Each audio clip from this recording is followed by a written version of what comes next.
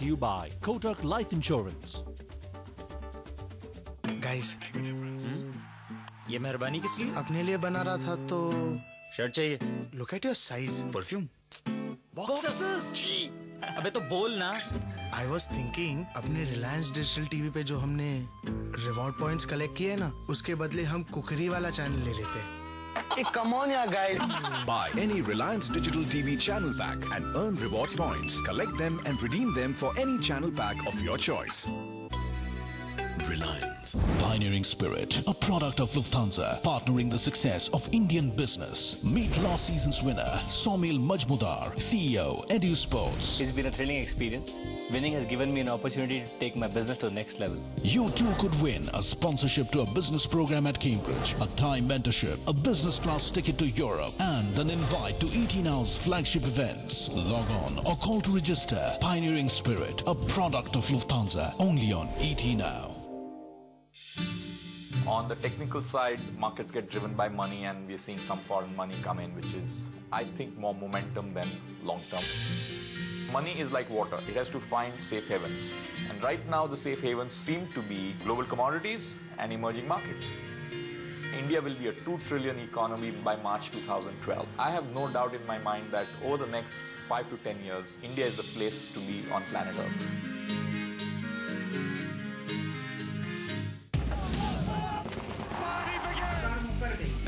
We cut the clutter to bring you the news that really matters. Non-stop coverage that keeps you on the ball, from business to national to international stories. Breaking business headlines to political controversies. Get a roller coaster ride from the world of sport and the glitz of entertainment, all in a single bulletin. News as it happens, right from the front line. With Business Express, only on ET Now. No PR, only hard news. News that moves the market. Everything that matters to the new economic thinking. The only show that puts corporates and policymakers on the spot. Tough questions looking for straight answers. Thousands of people on the ground. Big faces with big stories as they break. Business Tonight at 9, weeknights. Only on ET Now. Brought to you by Greenply Plywood, always Hoenga. Hitachi, inspire the next. Berger Rangoli Easy Clean, no daag, no dabba, only beautiful walls. He is one of the youngest deputy governors in the history of RBI. We don't want to get into a situation where we ease early and then inflation flares up again, which makes our stance very difficult. And he plays a strategic role in steering India's robust growth. Get exclusive access to Subir Gokarn only with ET Now. If you look at what's been happening to interest rates ever since it was implemented, they've gone exactly the wrong way to what was intended. We were trying to bring down long-term interest rates. Instead, they've gone up. I would think one of the things we need is more small banks. We don't need that much of corporate entry into banking.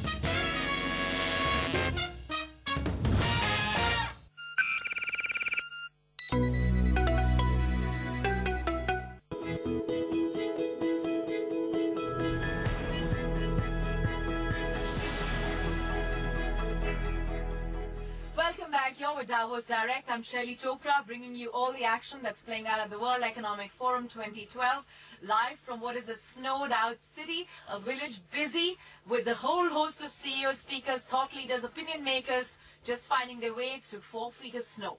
One such person in his 34th year at Davos non-stop is Rahul Bajaj. He's always outspoken, but this time around even he's wondering, will India truly make it? Is India a bit always over-bullish about its own expectations? And this time, will it miss its own targets? Rahul Bajaj Unplugged.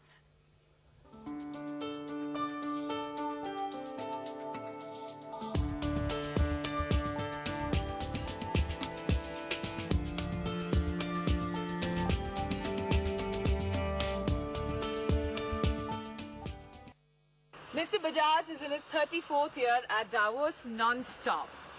And all the time there is a new subject, and this time there's more pessimism than optimism. What I learned yesterday that the businessmen who are going to be here are going to be, in the circumstances, especially in Europe, not so pessimistic. They're okay. But all the international organizations, Christian Lagarde, I'm told, Robert Zoellick, World Bank, they feel disaster is coming and it's only being delayed. The black day is just being delayed and postponed. 2012, what do you expect this meeting is going to bring forth? Because what we are debating is really a breakdown of existing models of capitalism. Now, that is something that really takes us back to the drawing board. There are a lot of things in brief. What did the Arab Spring tell us? They want democracy, for obvious reasons. What did Occupy Wall Street tell us? They wanted equality. And what did, which these people don't know that much about, what did Anna Hazare tell us in India? Corruption. 3 words: democracy, equality, and corruption. But all these three things there are 3 different words, but a common background. The world wants, the people of the world, especially the less endowed people, want justice, and empowerment. This social unrest in many ways that we all have witnessed over the last 1 year, 12 months. We're already seeing Occupy Davos here, very much present. They put up their igloos. There's a bit of protest very much as a part of the fabric. But the difference is this time they're being taken seriously, like never before. Do you think that's what's changing? We need to figure out a way to balance capitalism with equality. You see, I'm not in favor of the so-called socialism we had, leave alone communism. That has not given prosperity to the poor anywhere in the world. Neither am I in favor of the kind of capitalism which Reagan had and even Bush had. That created the September 2008, actually end of 2007, the Lehman crisis, etc., etc. But we want free markets. Capitalism is just a word, forget it. You want open markets, free markets, but regulated. We don't want undue controls from the government, at least as far as I'm concerned. But you don't want big fish eating small fish. You don't want the Wild West. So it's a combination of free market, not too much government intervention, but yes, it can't be an open market. Well, all of this is being talked about. What could a developing country do to fix it? Because, you know, people would look into places like India and China and say, why don't you learn the lessons early? Why wait till the issues arise like the way the developed world is facing? Which lessons? Who has taught us the lessons? Either we do what China did, first we have to become a dictatorship. We don't want to do that. We want to do Russia. We know what's happened after the last elections against even Putin. Arab Spring is coming there. Arab Spring is coming into China maybe. We are already democratic. So we have a good system. It can always be fine-tuned. We have, for example, I believe, we have to take care of the poor, but under the name of the poor, the subsidies are non-merited and wasted, inefficiency, corruption. And that's why we have inflation, that's why we have fiscal deficit. If you control their expenditure, take care of the poor, but emphasize growth so the government gets more revenues to be able to spend for the poor. But political expediency is the problem of the Indian government and all political parties. They want votes. They want votes, and we are very much in election season, as you know. Do you think that India is not going to be the story that it always has been in Davos? People are beginning to realize it's not that brilliant a market to chase because it has red tapeism. India may not be as great a market as last year because 2011 was bad because of all these things and the scams. But then which market would be the great market? But then should that be an assumption that we should live in? That's not the point. It's not a question of assumption. I'm just asking a counter question. Is Europe the market? Is US the market? Even China, there are questions, and we don't want that political system. So what I'm still saying, in totality,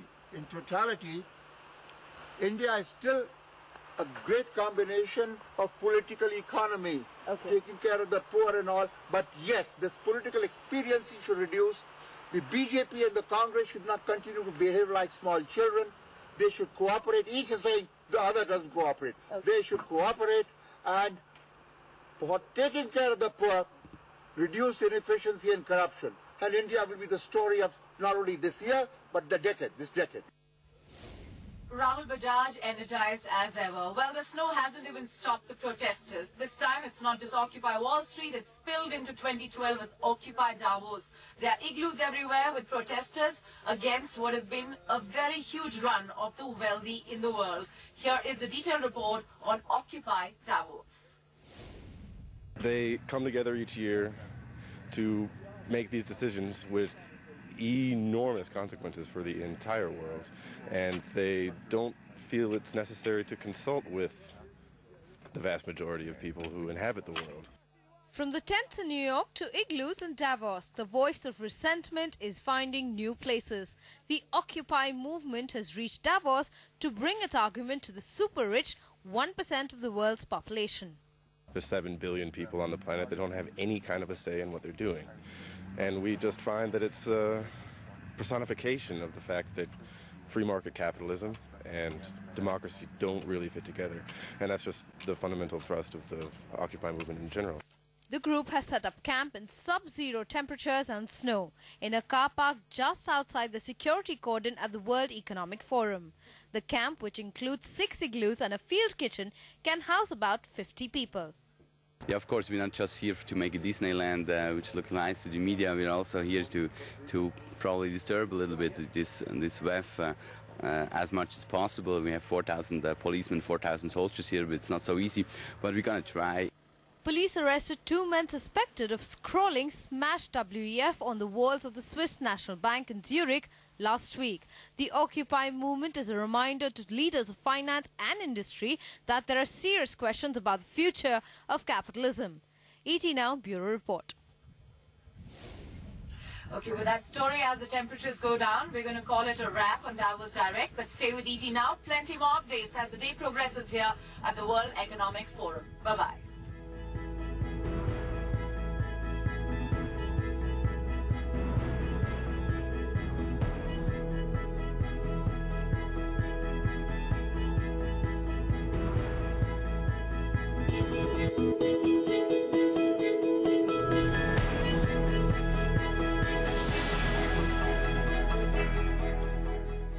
Watch the young guns of OMD take on their boss. Hi, I'm Shrikant Devkar. Tinaz from OMD. Hi, I'm Sanchita Roy. Catch me quizzing my boss. Jasmine Saurabh On brand equity. This week, only on ET Now. Brought to you by Godrej Security Solutions. Be intelligent, be safe. Ultratech Cement. Engineer, keep us up. Hyundai. New thinking, new possibilities. The market consequences, it depends where valuations are and what people's expectations are. Don't assume any market is kind of like going to be nice and safe without risk. Whenever we get a shock, the markets adjust pretty quickly to the new state of affairs.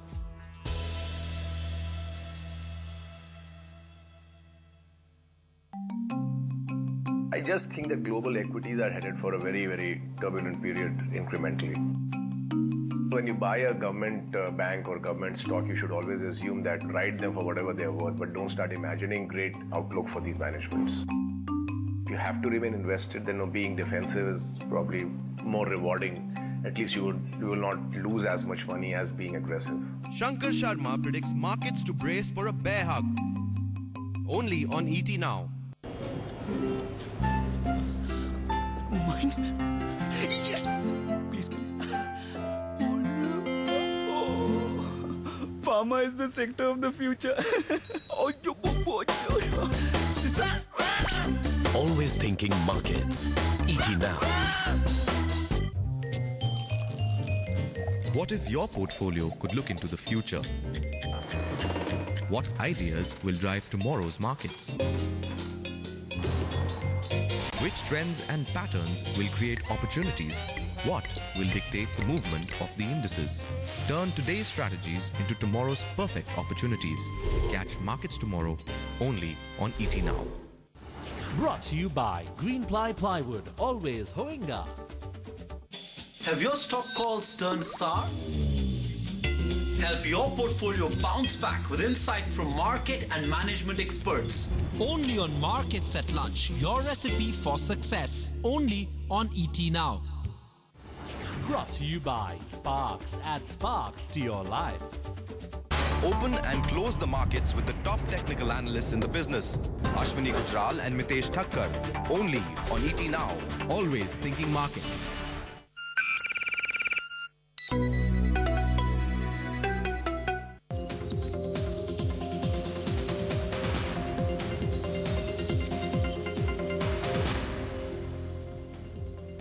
Good evening and welcome to a brand new show of Markets Tomorrow. I'm Nikunj Dalmi. As always on Markets Tomorrow, we'll talk about important market pointers which could influence and impact your portfolio tomorrow.